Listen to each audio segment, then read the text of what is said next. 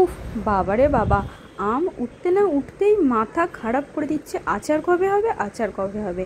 গরমকাল পড়া মাত্রই আমের সিজন, আর আমের সিজন মানে আচার আচার করে আমার ফ্যামিলির মানুষগুলো আমাকে পাগল করে দেয়। তো চলো, আজ ছুটি আছে, ছাদে বসে বেশ করে আম ছাড়াতে বসে গেলাম। এখানেই ছাড়াবো, এখানেই ধোবো, আর এখানেই রোদে দেবো। তো তোমরা দেখতেই পাচ্ছ এখন আম ছাড়ানোর পর্ব চলছে। বেশ কিছু আম নিয়ে বসে পড়েছি। এই যে দেখো, এখন এগুলো ছাড়ানো হয়ে গেছে। তোমাদের দাদাও আমাকে বেশ খানিকটা হেল্প করছে। আচার খাবে আর হেল্প করবে না, তা কেমন করে হয়? সে তো করতেই হবে। আর এখন এখানে ধোয়াধুইয়ের কাজ চলছে।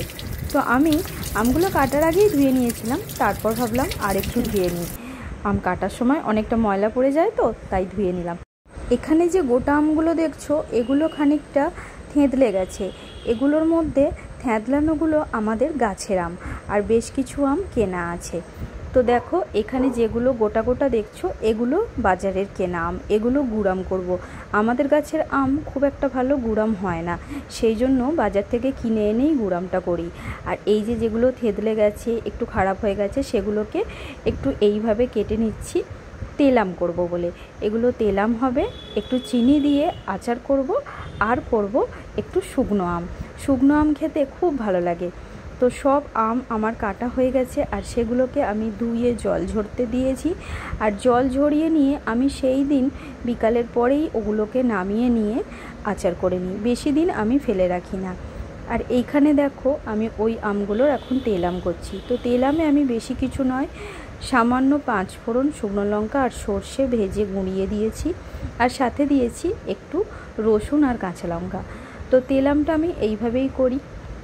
এইভাবে করলে বেশ কিছুদিন ভালো থাকে।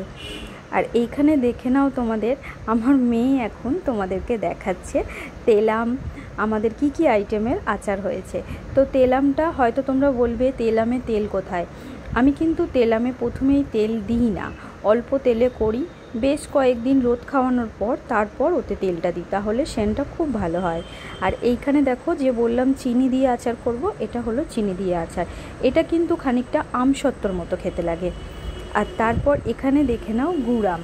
গুড়ামে আমি ওই 5 ফোড়ন ভেজে যে মশলাটা করি ওটাই দিই। আর এইখানে আমার সব থেকে প্রিয় যেটা, আম শুকনো। আমকে এইভাবে কেটে লঙ্কা, নুন, হলুদ এই 3টে জিনিস মাখিয়ে আমি শুকনো করে বেশ কয়েকদিন ধরে শুকনো করি, প্রায় 3-4 দিন ধরে শুকনো করে আমি স্টোর করে রাখি। ওটা খেতে আমার ভীষণ ভালো লাগে। শুধু আমার নয়, আমার পরিবারের সকলেরই ভালো লাগে। তো বন্ধুরা, তোমরা দেখতেই পাচ্ছ এই 4 রকম আইটেম আমি আপাতত বানিয়েছি। তো চলো, তোমাদের কিন্তু এবার বলতে হবে কোন আইটেমটা তোমাদের সবচেয়ে বেশি ভালো লাগলো, আর তোমরা কে কোনটা ভালোবাসো। এগুলোর মধ্যে তোমরা কোনটা কোনটা আপাতত বানিয়ে উঠতে পেরেছো, সেটাও কিন্তু সবাই কমেন্ট বক্সে জানাবে।